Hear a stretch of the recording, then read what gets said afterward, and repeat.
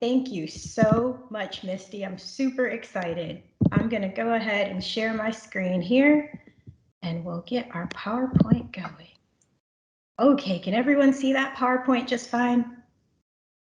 Yep, we can see it, Erica. Perfect. All right, parents, thank you so much for being here. This may be your fourth time with me, or this may be your very first time. And I am just as excited as the first time. These presentations really get me pumped up, and I'm so happy that you all are concerned about making sure that you're providing the supports for your gifted kids. So we are going to talk tonight about what to do when our gifted kids are afraid of failing. So as always, if you have a question to ask, feel free to ask it. If you have a story to tell, tell that story. Or if you have a comment to make sure you make that comment, because we want these presentations to be as interactive as possible. A bit more about me. As Misty was saying, I am a licensed mental health counselor with over 12 years of experience counseling children and adolescents, and my specialty is working with gifted, creative, and high-performing teens who are trying to manage stress and anxiety. I'm also the founder of a counseling practice here in Jacksonville, Positive Development, LLC. All right. And at our practice, just a quick recap, we define our gifted kids as kids who love to express themselves through the arts, through their intellect, or in other ways, socially. There's so many different ways that you can express giftedness, and we believe that every kid has some kind of gift or talent or unique characteristic that they can choose to bring forth to express themselves on this earth. So we love working with our gifted kids. And we see kids who are creative. These are our kids who are into art, music, and dance. We see our kids who are academically talented. They may be in AP courses or the IB program or in some kind of gifted program.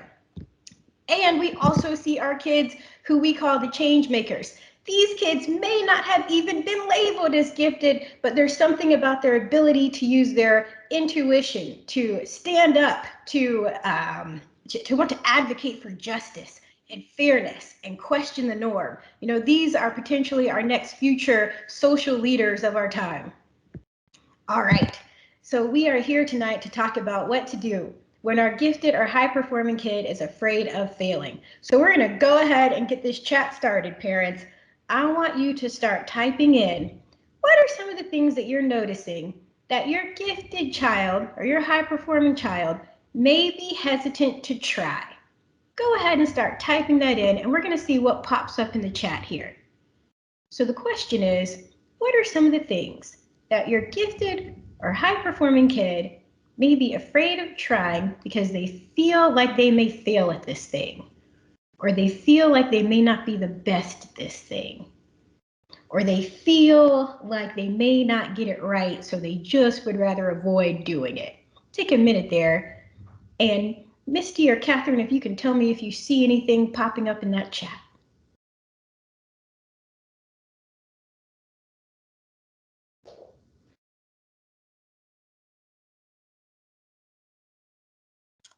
Erica, we don't have anything coming up yet, but I know that we have students who are afraid to try accelerated courses. We've had parents reach out to us and say that their student is afraid of trying something new physically, such as riding a bike or a new sport. We just had a parent pop up saying that sometimes bending the truth in order to be right or to win. So those are some of the responses we're getting. Okay, perfect. I'm jotting those down right now. Okay, awesome examples. All right, so as we go through our presentation, parents, if you think of anything else that you want to add in there, go ahead and put that in the chat, because I'm going to be using these real life examples to help bring this material to life as we go through our presentation this evening. All right, now, if you have done a presentation with me before, this will be a nice refresher for you. Hang tight, because after we get through this slide, we're going to delve into some concepts that we have not talked about yet. But before we do, for our people who may be new, let's go over those main reasons why we usually see our gifted kids struggle. And our first reason here is that fixed mindset. So with that fixed mindset, this is like one path thinking, you know, feeling like we should be born to excel in a certain area or with a certain skill or talent, and not feeling like we should have to try harder or study harder to master something. So the fixed mindset says I either have it or I don't have it. And so if I don't know how to do this thing, well, then I must be a failure and I'm going to give up, or I might not even try to do it in the first place. All right, we also have the fear of burdening or disappointing others. So a lot of our gifted and our creative and our high-performing kids really have high sensitivities when it comes to wanting to make other people proud and wanting to make themselves proud. They can be people pleasers a lot of times too. And so that fear of letting someone down because they weren't able to accomplish a task or succeed is huge for them. And it's huge for themselves. If they weren't able to meet that personal goal for themselves, that can be a major blow for them. We also have self-worth centered around accomplishment. So when we're gifted, creative, and high performing, we start to develop this identity that we are this successful person who is number one. And we sometimes don't want to do anything that may threaten that. So we may stay in this safe zone so that we don't have to challenge ourselves and risk losing that number one spot or that position of success that we feel that we have grounded ourselves in. We have the desire for perfection. So our gifted kids want to show up and they want to do their absolute best because, like all of us, we see that what we do or the things that we do, the things that we accomplish are representations of ourselves. So they want to be the best so that they can feel like the best. We have expectations of others. So the external people in our social support system can start to expect a level of success from us. And again, we don't want to disappoint them. We don't want to be taken off of that pedestal that we feel that others may have put us on. And then finally, there's the desire to make a difference. So our gifted kids, our high-performing kids know that they have this amazing capability or this talent or this skill, and they want to do something with that. They may have huge plans and goals to really impact our society, impact humanity. And sometimes when they feel like they haven't accomplished something, they're not only letting themselves down or the people around them, but sometimes they feel like they're letting down humanity if they don't accomplish, if they don't succeed. I worked with one gifted kid who was super excited because her long-term goal is to help start the future colony on Mars. So our kids have big plans and they really want to step up and make a difference in our world. So these are some of the main reasons why we may see our gifted kids be afraid to try new things because of that fear of failure. All right, and this is how it comes out. So parents, I want you to look at these categories and tell me if any of these give you any ideas. So your gifted kids, we already had one example. I think that Misty gave. Some kids are afraid to try accelerated classes because maybe the class that they're in right now, they're making straight A's in that class. But if they try that accelerated class, that A may not be guaranteed anymore. And so they may desire to maintain that path of stability and not take on that challenge because they don't want to threaten their success that they've already established. We have recreation. A parent said something about their gifted kid being hesitant to try sports. So especially if you're really talented in academics and you haven't put a lot of energy in things like sports, that can be like stepping into an entire new world. And there's a big learning curve that one might have to adjust to get used to what it's like to be on the field and master these physical skills and these coordination skills. That can be very intimidating. We can have our gifted kids who are scared to step out of their box when it comes to people and social relationships. So maybe we have the kid who just loves, IT, constantly on the computer, coding, creating things, hasn't put a lot of time and energy into investing in building social relationships. And so being in an environment like a birthday party with many people around can be very intimidating. And then we see things like even aversions to food or textures or anything that represents the unknown that may not be easily mastered can be a reason that our gifted kids fear trying new things. So parents, put it in the chat if you have any examples based on these categories that you're seeing here in front of you, and let me know if anything pops up.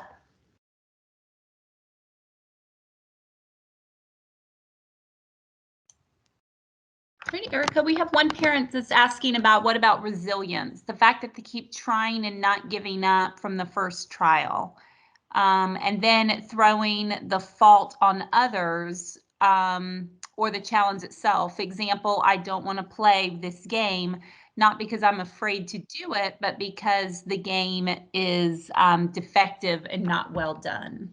Oh, I love it. That's such an excellent example. And you're absolutely right. So, this is where we have a gifted kid. Now, the pro of this is that they're not internalizing the failure. They're not saying, I'm the one who's flawed, but this gifted kid is now externalizing the issue. So, they're blaming it on the person or the game or the situation. It's not me who can't quite get this. It's this thing over here. If only we can fix this, or if only you can play by the rules, or if only I change the rules and make things so that they're possibly more favorable, then things will be fair and just. So you can absolutely see that dynamic. All right.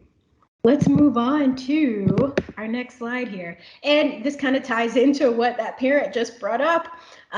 When we have a gifted kid who is afraid of that, the trying new things or blaming other people or situations for a lack of accomplishment, if we try to bring that up, we can see things like defensiveness. They may totally deflect responsibility for what's happening. They may get angry at us for bringing it up. We can see things like avoidance or denial. So in this case, our gifted child may not even try this thing. They may avoid it like the plague. We have unwillingness to ask for help. So if you're in a situation where you have a lot of unknown factors around you and you're kind of thrown into the wild and you're not quite sure what to do, you're not the master, you're not successful at this thing, and you're not used to having to ask for help, you can feel helpless, and you may not even understand, the process of going about getting help for yourself. So these are some of the things that we'll see when it comes to our gifted kids when we try to bring these things up to them and question them about what's happening and help them. A lot of times they'll say that they don't even want our help. All right. So this chart here really speaks to the growth process. Now, a lot of us, even we as adults, may feel like the growth process should be like in this upward linear fashion where we're learning, and we're just constantly moving in an upward direction over time. But what learning really is about is trending upward. So not necessarily mastering a skill and then never having trouble after that, but it's about having our ups and having our downs. And as long as we're overall trending in an upward direction, we're learning and we're gaining success. Our gifted kids can sometimes really struggle with this concept. They feel as if that they should immediately be masters at things. And when they have those dips, it can be very unsettling and make them want to give up, and it can make them fearful and make them want to stop trying.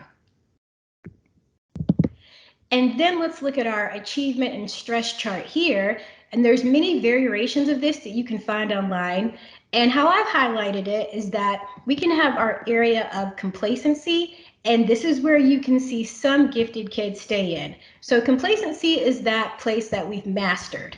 Maybe there's growth over time, but at some point our growth starts to cap because we've done as much as we can do in that skill set before we challenge ourselves.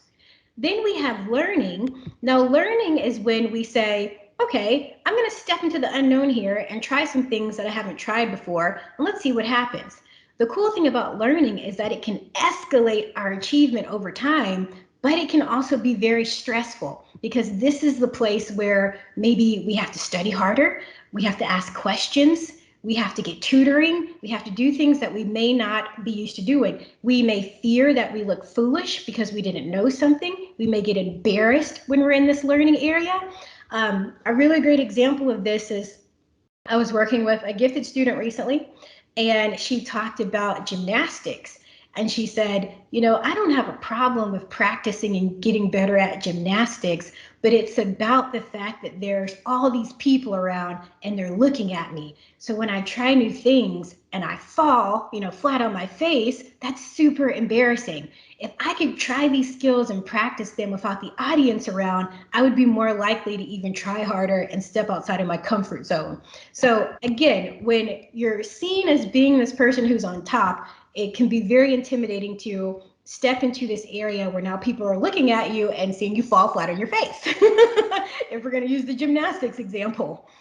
Now, what can happen too is that if we push ourselves too far, we can step into the danger zone, which here I call anxiety and terror.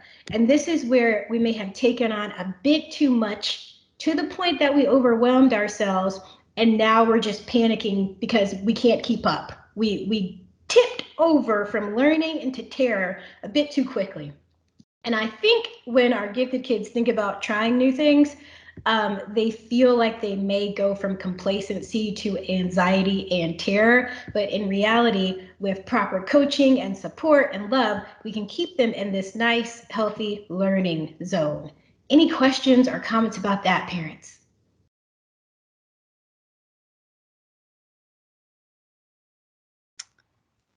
We had a parent just mentioned the unbalanced intellectual progress with their maturity. So that asynchronous development that we know is so common with our gifted learners. Absolutely. Absolutely. So yeah, and when you bring up that the topic of asynchronous development, imagine like over here, let's say, even let's say we have a child who is in the learning phase and they're excelling and they're even challenging themselves.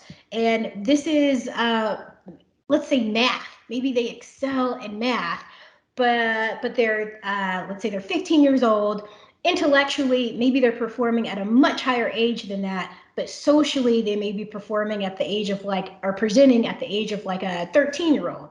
And so it's easy for them to panic when they're in situations with kids their age because they're just not emotionally there yet. So there's so many ways that this can come out. I mean, we could do an entire presentation about this and the different ways it manifests with our gifted kids.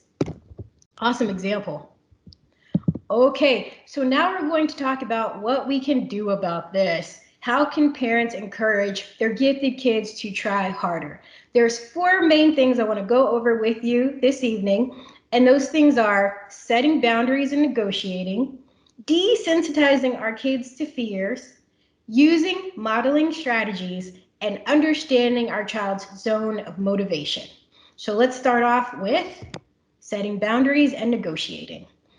Okay, now when we are trying to get our kids to try something new, or when our kids are afraid of failing, they're hesitant in doing something, I like to think of this in 3 different categories: an acknowledgement category, an experiment category, and an acceptance category. And this is all about establishing boundaries. So let's take our example of our kid who doesn't want to ride the bike. Maybe they don't want to learn how to ride a bike. What if the parents, the first thing I want you to do is, what are you trying to teach by having your child learn to ride this bike? What's the core underlying goal behind that? And let's get some parents to comment on this, parents. If you're teaching your child to ride a bike, what kind of lesson is behind that? Is it about trying new things? Is it about getting out and getting fresh air? Is it about conquering a fear? Put that in the chat. If you want your kid to ride a bike, what's the lesson that's really behind that? We see independence. Oh, love it. Perfect. Okay, so if the real core goal behind riding this bike is independence, let's go to our kids and acknowledge how they're already showing those signs. Let's go there. Let's acknowledge that. So if our kid gets up and gets themselves ready for school on time without us having to constantly bug them, okay, that's the sign of independence. If our kid is motivated with schoolwork and completes assignments with us not having to step in often, that's a sign of independence. If they get up and brush their teeth without being asked, a sign of independence. They come home on time for curfew, that's a sign of independence. So I want you to do that first, because doing this is also going to take the pressure off you feeling like your child has to master this specific task in order to meet this underlying goal that you have. It takes the pressure off. So go ahead and start looking at the ways that they already are showing independence and point those ways out to them too. Then let's look at experimenting. What new thing is your child willing to consider to meet this goal? So if your kid doesn't want to ride a bike, can the two of you come together and talk about other new ways that they can try to form this greater level of independence. So maybe they don't want to ride a bike. Maybe they come back and say, well, actually, I don't want to ride a bike, but I am interested in a skateboard.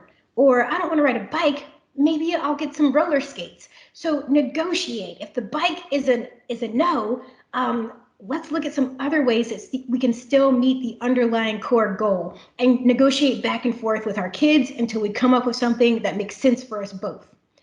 And then there is the acceptance category. And this really goes to picking your battles. So, what is it that you can just let go and accept that your child is just not into this thing? So, if your child really just loathes the bike, is this a deal breaker? And maybe it is. But if it's not, is this something that you can actually let go and maybe focus on something else that can be helpful? So look at those three categories, and when you have a new task or something that your child is struggling with, think about how that thing fits inside of these three categories, and that can just help lay the foundation for how we want to move forward. Now, once we're in that experiment phase, let's talk about how we can get our kids to be more receptive to trying new things.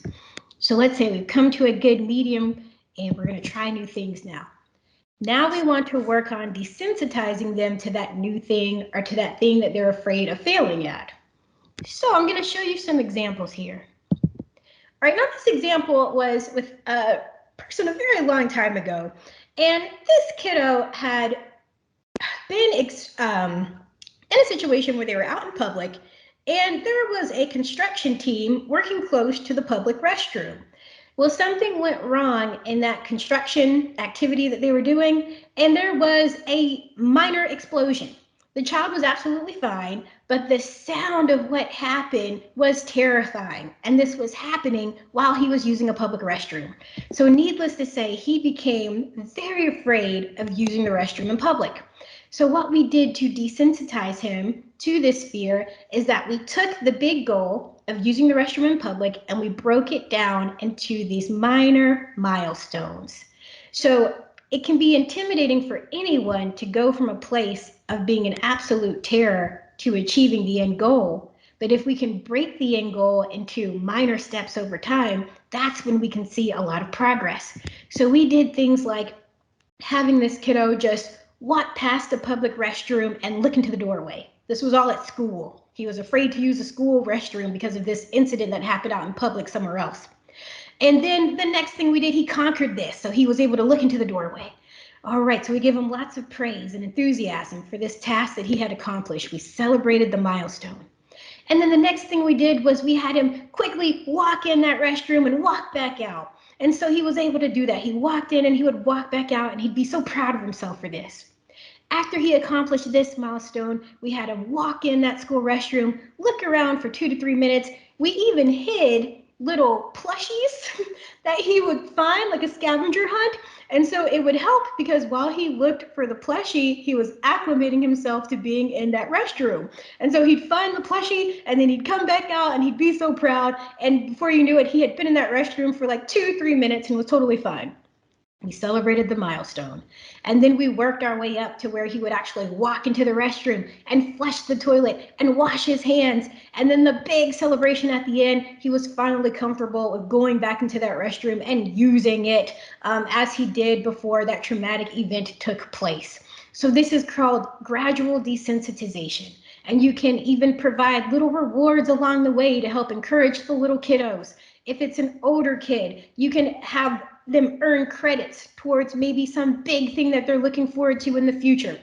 Now, the idea is that we don't want to use too many rewards because the big goal in itself should be our rewarding factor. You know, the pride that this kid now has that he can go back into that restroom really is the reward. But when you're dealing with a kiddo who's extremely hesitant, those little mini rewards along the way can be super helpful. All right, let's look at another example. So this was a kid who was afraid of speaking in front of the class. So the first thing we did, and this can be different for everyone. This isn't like a template that's hard, fast that you're going to use for every kid. And what you want to do is actually make this a collaborative process. because what could be a minor step for one kid might be a huge step for another. So we're co-creating this as we go along. So this kid said, okay, I'm afraid of speaking in front of the class. We're going to break it down into small steps. The first thing we did was we wrote down our thoughts of what we wanted to say. Then this kid practiced his speech alone in a mirror, just him. Then he recorded himself speaking and played that speech for others. Then he spoke live in front of close family members and friends, and then finally he was able to muster up the confidence to speak in front of the class. So again, we're breaking it down into these small steps over time to kind of mitigate the impact of the fear that happens when we are scared of doing something that's really intimidating for us. Any questions or comments in that chat so far? Yeah, Erica, we have a question. What do you do when a child has a setback? So back to the example of the bike, they want to ride the bike, but they're afraid to ride the bike, and you're breaking it down into small steps, but then they have a fall during that process and maybe a slight injury. Talk to us about how to to approach them when they have a setback. Yeah, absolutely. That's a really good question. And that goes back to our chart here. Let's pull this back up. So that's that growth process. And you may even want to show something like this to them. You know, you're going to learn to ride that bike and then you're going to have a fall, and that might be a little dip. But if you can get back on it, then you're going to have some greater progress and you may fall again. But as long as we keep trying and as long as we're consistent, we're eventually going to figure out how to ride that bike with less falls. Now, if they're hesitant to even get back on the bike, let's go back to our step-by-step process. So maybe we're just getting the bike and holding it while we walk along the sidewalk, okay? And maybe we're just on the bike while maybe mom or dad or grandma or a family member or friend holds on to the side of the bike. Maybe we just back up and maybe we step down a little bit and start back at a lower step until we build our way back up to that step where our kid is now confident to get back on that bike. So if there's a setback, instead of trying to pick back up and go immediately working towards the elevated step, it's okay to go back. It's okay to go back and then work our way step by step back up. Here's another one. Here's another example. This was a kid who was afraid of asking questions. So this was a high schooler, and she was terrified of asking questions in class. And so we did a step-by-step process. Our first step was just to write down the question. You don't even have to ask it. The second step was to email the question to the teacher. The third step she eventually got to was asking the teacher the question after class. And then the final step was asking the teacher during class while all of her classmates were around watching. So it's step-by-step progress. And this the time it takes to accomplish something like this really just depends on where your kid is. This could be something that could take days. This could be something that could take weeks. If you have something that your child is very hesitant to try, this could take months. So patience is very important here. All right, let's look at one more example. Yep, Erica, we have another question that maybe you can address. What about a child who has a sensation of physical pain from the fear of the unknown? So they're having those physical, stressors. Yeah, those somatic symptoms. Okay, so what we want to do in this case, oh, I'm so happy you said that, because we should be doing this in all of these examples. Let's talk about grounding and stress management. So if that anxiety has now manifested to the point where it's coming out physically and our kiddo is having stomach aches and headaches, maybe they're vomiting, we want to talk about stress management. So what can that look like? That can look like us utilizing our five senses. When we start to feel that sensation come over us, slowing down, getting mindful, we can look at, like, what's one thing we see in the room? What's one thing we hear in the room? What's one thing we can touch in the room? What's one thing we smell in the room? It's all about just getting grounded. Because when our minds go into fear, our imagination starts to take off and we start imagining our worst case scenarios, which haven't even happened yet. I mean, we're literally creating this future catastrophe that doesn't even exist in the future. So let's bring ourselves back to the present where we actually are safe first and get grounded. Once we can calm ourselves after doing that grounding and stress management can be anything. It can be listening to music, going for a walk, talking to a friend, playing with a toy, it can be anything.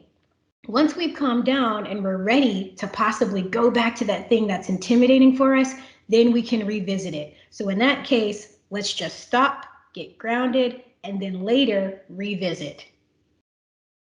Okay, last example here in using gradual desensitization. This student here was afraid of failing an academic subject. And so what we did was we wrote down the fear and we wrote down what was the worst case scenario that could happen. And this student said, well, if I don't graduate, and it was actually, it was a program, it was the IB program. And she said, well, if I don't graduate with this IB certificate, well, then I'm not going to be able to reap the benefits of everything that I could do if I did have it. So what we did was we wrote down worst case scenario. Okay, let's say you don't get it. Well, what plan would you have to put in place to recover so that you could still meet your goals? So this student wanted to travel and study internationally. And we talked about, okay, look, let's say worst case scenario, you don't get this certificate. How can you still travel and do these things? And she said, well, I could just go to a college and they have those studies overseas where you can travel and you can go to different places and you can still be in these different environments. So once she realized that there was more than one path to accomplish what she wanted, that anxiety and fear around the certain things started to wane and it calmed her tremendously. So getting out of that one path thinking and start looking at the fact that there are an infinite number of ways that we can utilize to meet our goals. And so we don't have to feel like we're trapped in this one way or the highway type of mentality. Any other questions or comments so far?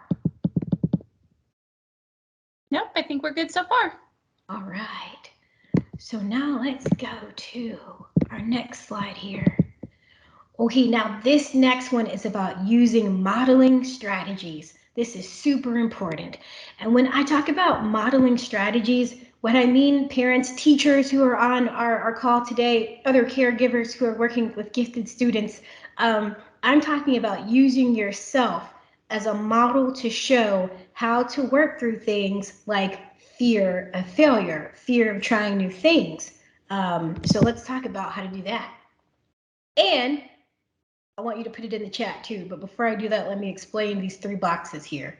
So when we talk about modeling, I want you to let your kids see you take on difficult tasks, because the more that they see you do something that's hard and struggle with it, but then eventually figure out how to make that thing work, the more it's going to inspire them to do the same thing. So parents, put it in the chat. What's one difficult thing that you struggled with, but you eventually figured out how to do it? I know for me, it was fixing the toilet. I just wanted to take on this. I could have easily hired a plumber, but I was just so curious and I thought that I could fix this myself. And it took me a good hour and 2 trips to Lowe's, but I eventually fixed that toilet and I was so proud of myself. And my kid saw that. He saw me struggle, go to YouTube and look up videos, learn new things, go back to the drawing board and try again. And he saw me accomplish that task. So what are some things that you have, parents, that you've done that were hard to do?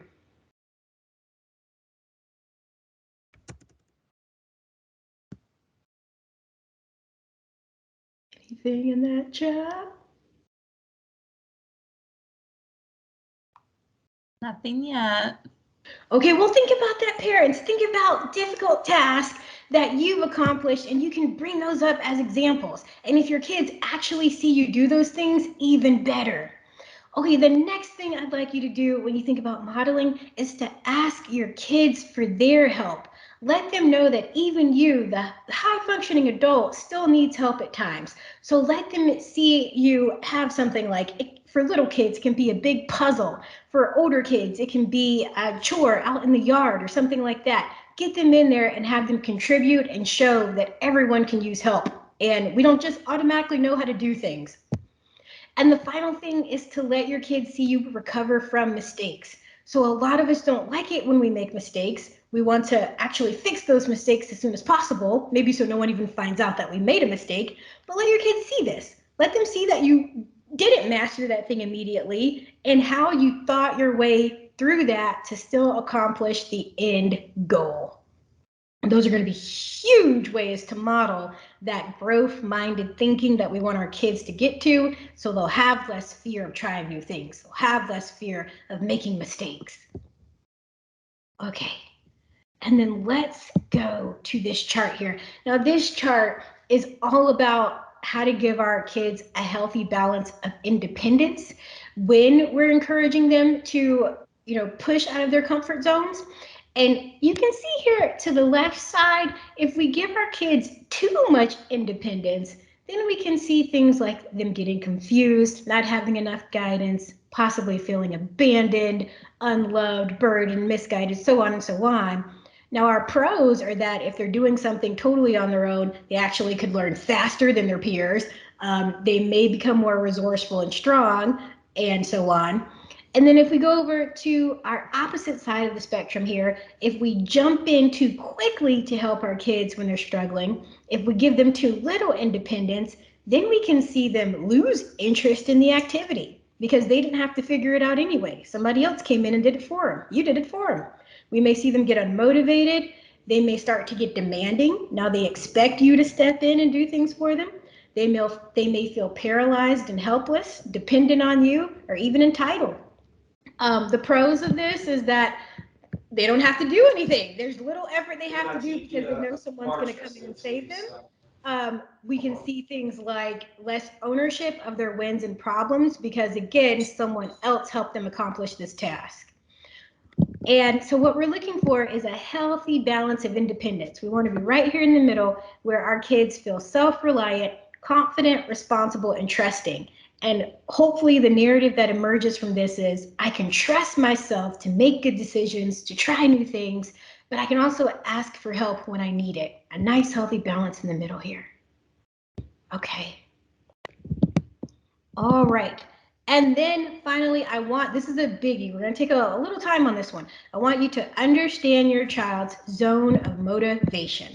And let's talk about what that means. So before we even do that, here's a question that some of you may be asking. What do you do when your gifted kid does not want to try at all? Let's go back to this. Let's go back to our little step chart here. What do you do when your gifted kid does not even want to initiate this very first step? What do we do? Let's talk about that. Okay, there's a book called The Big Leap by Gay Hendricks. And in this book, he talks about different zones that lead to motivation, why we choose to do the things that we do. Now, we can be in the zone of incompetence. In this zone, we're not good at this thing and we don't like it. And that's probably why we're not good at it, because we're not really interested in doing it anyway. Then we have a zone of competence. Now, we can do this thing, but we don't really have strong feelings about it. We can take it or leave it. We have our zone of excellence. Now, this thing we've mastered and we've become really good at this thing, and it took a lot of hard work and practice to get here. And then finally, we have our zone of genius. And when we're in our zone of genius, this isn't even necessary about what we're doing, but how we are bringing who we are into what we're doing. So this is something that's a very natural characteristic of who we are. It could be our humor, our intellect, our artistic capabilities, our athleticism. It could be anything. And it's how we bring that to the things that we do. Now, I see a lot of gifted kids get really down on themselves because they are trying to excel in an area that they are identifying as their zone of incompetence. I'll give you an example. I worked with, she was a preteen. So this preteen was in, I'm going to switch it up a little bit to protect confidentiality. We're going to say she was in a science league. We'll say a science league. And she was always getting kind of pressure from her parents to try harder, to do the projects, to do the extracurriculars outside of the group meetings every week. And she just wasn't performing up to par. And because she wasn't performing, she was really getting down on herself and thinking that she was incompetent. But when she looked at this chart, she said, well, I don't really even like science that much. I started it out because I thought it would be fun, but then I started to realize, I was kind of growing past it. And now I'm really more interested in the math side of things versus the science side of things. I'd rather do more math than science. And so she was getting pressure externally from parents to try to excel in what she was identifying as her zone of incompetence. And you can imagine how that can create a significant conflict. If you're trying to be the best at something you don't even like, it's almost impossible because your interest and motivation are just not aligned. So this can happen often. We're putting pressure on our kids and they're putting pressure on themselves to excel in an area that they're not even that interested in. Maybe they were just doing it for fun. Maybe they just wanted to try it. They've tried it and now they're over it and they want to move on to something else. So what we want to try to do is to see where our kids' zone of genius falls and really have them put a lot of attention, time, and focus into that area, because that's where you're going to see them truly come alive. And you will have very little motivating to do when they step into that zone of genius, because their intrinsic motivation is going to start to kick in. I want to pause for a minute and see if we have any questions or comments in the chat. Okay, not hearing anything, so we'll keep on moving. Okay, now, so let's go back to our question. When your gifted kid does not want to try at all, and you've tried, the step-by-step process, you've tried to desensitize to the fear, you've negotiated, and you're still not getting anywhere, these are the 3 questions, parents, that I really want you to reflect on. And so the first question is, are you overlooking your child's true interest? Are you expecting them to want to try something that falls in their zone of incompetence? And are they already doing something that's falling into their zone of genius that's just not being recognized? Another story had a parent who wanted their kid to try a lot of physical activities, but this kid really loved reading. That's where she came alive. So she wasn't interested in the physical activities, and that's why she didn't put a lot of effort into it, but she could read for hours. That was her zone of genius, and that's where she excelled at. Okay, the next question is, does your child need space to self-explore? It can be terrifying as a parent. It can be very scary if you feel like your child isn't doing enough, if you feel like they're staying in the house too much, or they're not living up to all of their capabilities, or they're not busy enough. But sometimes kids need time to just recharge and do nothing so that they can have the space to really think about what is the next step that they want to do? What is the next activity that they want to try? Or again, they may already be doing this thing that fills their bucket, but it's just not being recognized. And then the very last question, and this one can be a little triggering, but be sure not to project your own desires onto your child. If your kiddo comes and says, hey, I'm doing just fine, I've got a lot of school work that I'm doing and I really don't want to step out and do dance, or I don't want to do gymnastics, I don't want to join this robotics club, really consider that, because they may have enough on their plate already and they may not be capable of putting that energy into yet another thing. And we want to be so careful that we let our kids know that it's not what they do that makes them successful or makes them lovable, but it's who they are that makes them successful and lovable. They're already wonderfully made exactly the way they are. There's nothing that they have to do to earn our love. So again, pay attention to their zone of genius, because that's going to be a win-win for everyone. Less work for you, less work for them. Okay, that's all I have for this evening. I want to show you one more thing, but before I do, any questions or comments? Erica, this is Catherine. I have a question. What if, with their zone of incompetence, it's something like math?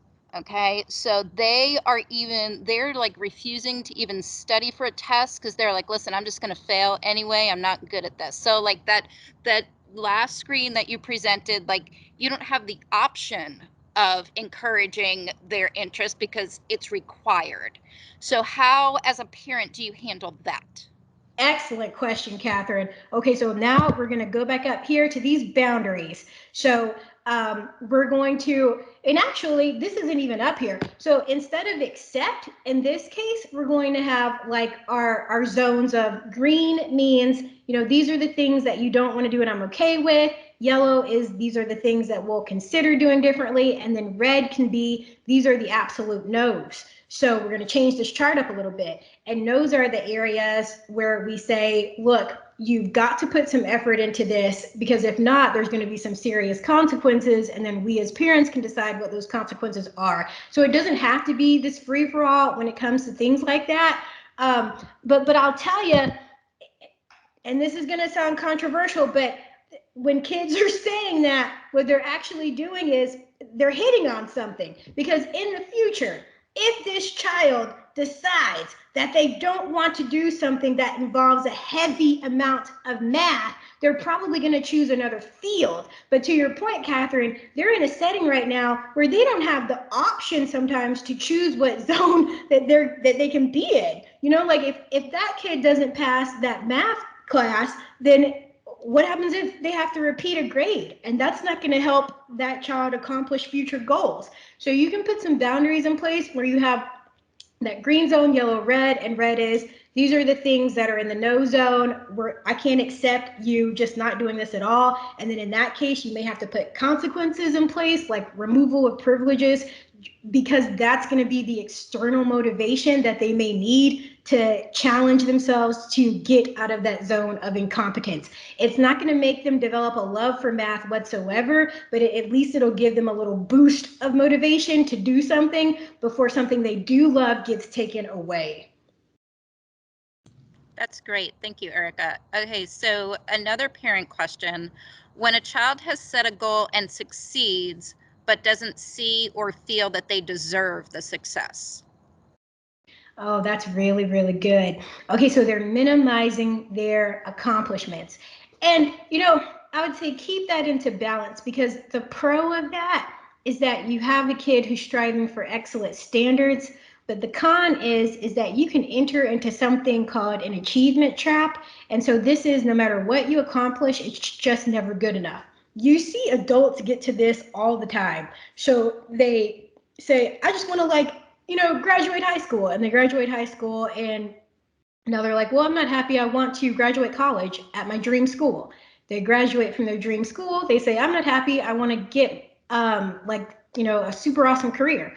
They get the super awesome career. They're still not happy. I want to get an amazing house. So all these things, and it just keeps going and going and going. And one day they wake up and realize that they've accomplished everything that they ever wanted, but they're still not happy.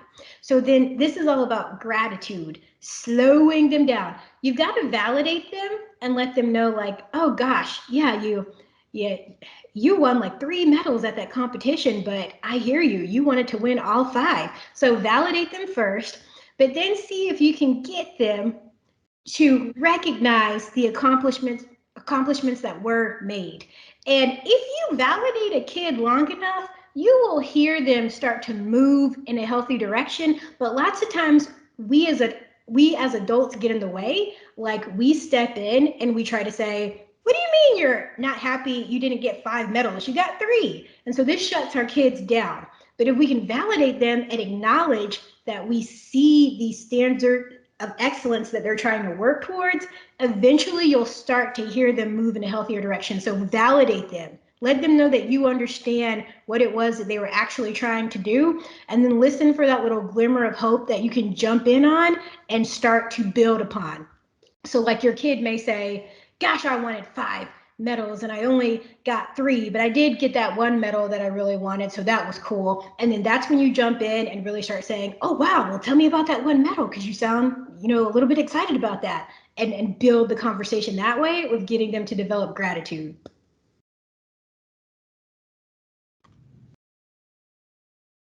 Any other questions or comments? Erica, we just had another question. What if the child thinks something is in their zone of incompetence, but the parent can see that they actually have a natural ability for it? The issue is that the child is not interested in using that natural ability or talent, so that they are not putting effort into it, and then they are not progressing. Oh my gosh, parent, you just answered your own question. So, and that's the thing, and it's so frustrating as parents to see that when you see that your kid has a skill that they could use to really excel in a certain area of expertise, but they don't want to use that expertise in that area. And so at that point, honestly, you just have to respect that. And it's super frustrating. Now, if you feel like if they tried, maybe they could start to develop a love for it, then you can go back to that step ladder approach. Possibly put in some incentives for them if they just try and see if a natural love for this thing starts to grow in them. But if you've tried like, little incentives to help give them a boost of motivation and they're still not into this thing, then they want to use that talent somewhere else and not in that area that you're seeing. And that has to be respected, because if you don't, they may even do this thing to please you.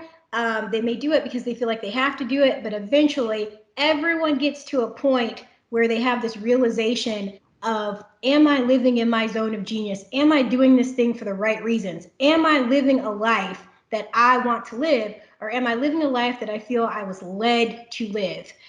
This is why we see attorneys, very successful attorneys, in their careers as attorneys and open up bakeries, because they felt like they had to use their skills in a certain way that everyone expected them to use them in, and they have a lot of success. They feel like they're happy, but eventually they realize this isn't where they wanted to be. They wanted to be somewhere else. So pay attention to that and just try to feed your kids in the way that they want to be fed when it comes to their interests. Right, we don't have any more questions right now, and I know we just got the time limit, so our end of our session is approaching. Okay, then the last thing I want to show you, parents, is I am giving away one free enrollment for our upcoming 9-week support program for gifted, creative, and high-performing students. This is an awesome community that we have established where we get together, and for 9 weeks, we talk about stress, we talk about anxiety, how to recover from mistakes, how to work through that fear of feeling like you may fail if you try something new. And it's coming up later this month. Middle school starts on the 29th, high school starts on the 31st, and we meet weekly virtually at 6. So if you're interested in your kid participating, send me an email, and I'm going to randomly choose one person to get that free enrollment in our upcoming 9-week support group. My email is right here on the screen. If you have an elementary school student, what I'm going to do is I will do a random drawing for you to receive 9 free one-on-one sessions with our practice. So don't be deterred if you have an elementary school student. Middle and high can be entered to win a free spot for the program, and one elementary student can win 9 free sessions with us. And email is right there. And if you have any other questions, feel free to reach out to me later when you get the chance. And thank you so much. It was awesome yet again.